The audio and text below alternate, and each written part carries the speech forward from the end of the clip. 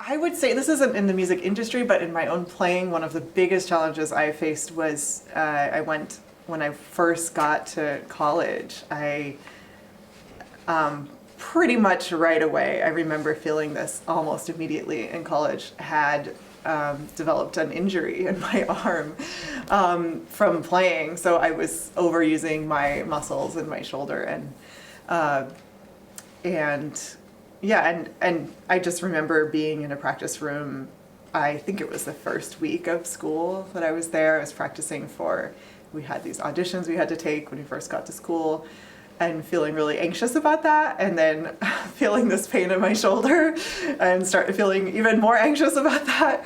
I spent a couple years trying to figure that out and had a lot of people help me, but I didn't really get help right away, and that ended up being a bit of a problem. It's something that I still have to deal with now, and I will always deal with, just this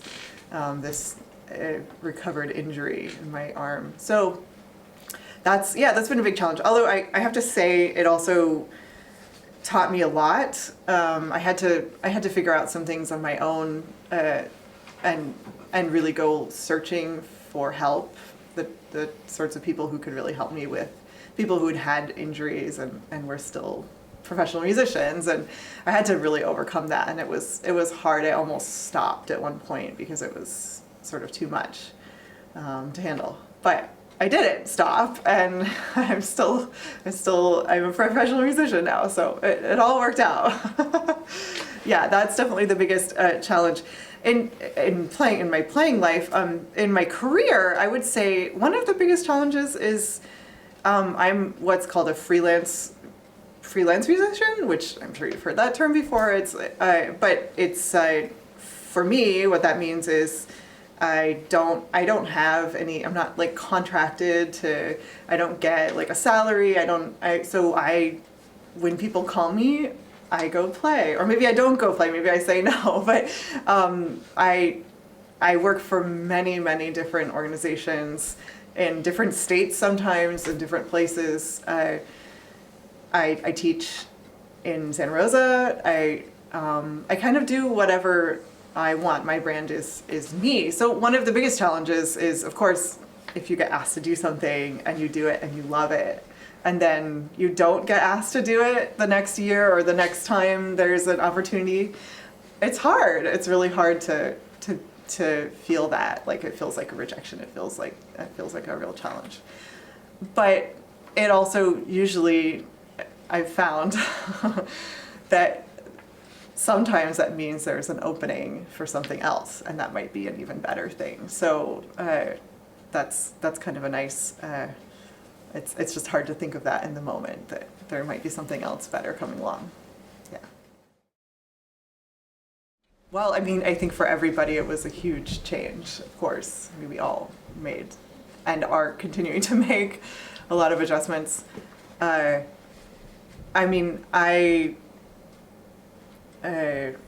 I should mention, my husband is also a musician. We both, and we work together quite a bit also.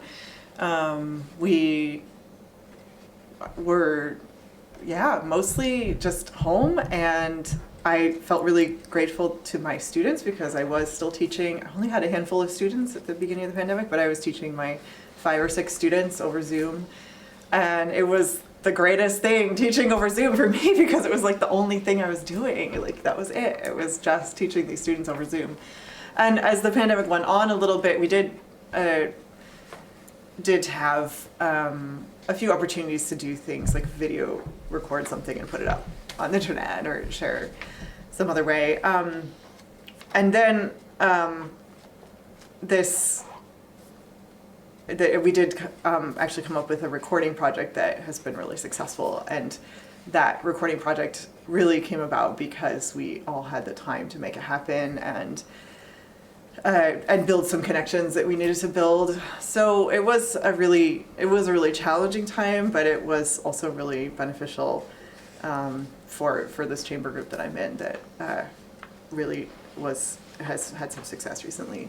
Also, just personally, I found out that I was pregnant about 2 weeks into the pandemic, after we both lost all of our performing work. We were supposed to travel to France to play at Versailles in April of that year, and I was supposed to go to Hawaii and Italy during the summer to perform and teach at festivals, and that was just all just gone immediately. And yeah, it was really upsetting, but then I found out I was pregnant, and that was really scary because we didn't have any work and we didn't have any income. But then it was also like, oh wow, I can stay home, I can rest, I can take care of myself and not be traveling all over the place at a moment when it might have been really challenging to do that. So yeah.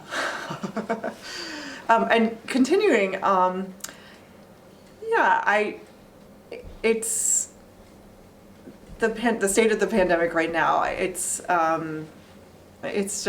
hard to know what's going to happen next. So it's hard to plan. And so anytime I accept work now, I just think, okay, well, hopefully that will happen in July, and I'm just gonna leave it there, you know, and hope that it does, and hope that I can still continue to make a living. Violin is all about the friction between the horsehair and the string, so yeah, that's how the sound is made. All right, so I have to tune.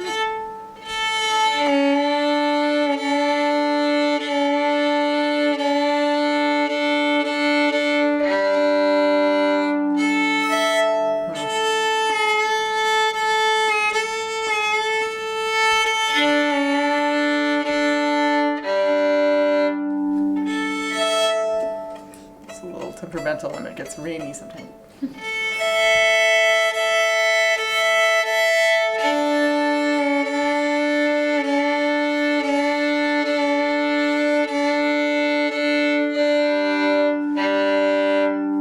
All right, let's see.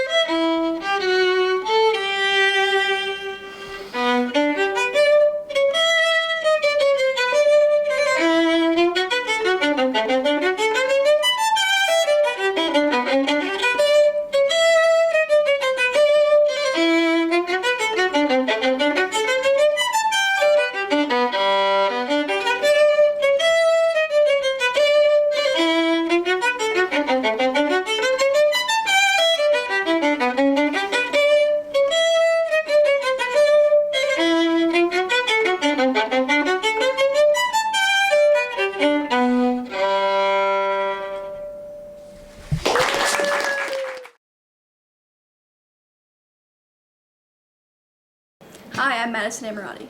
I'm Ruby Coleman. I'm Billy Hager. My name is Roman Curlo. And my name is Jack Burchett.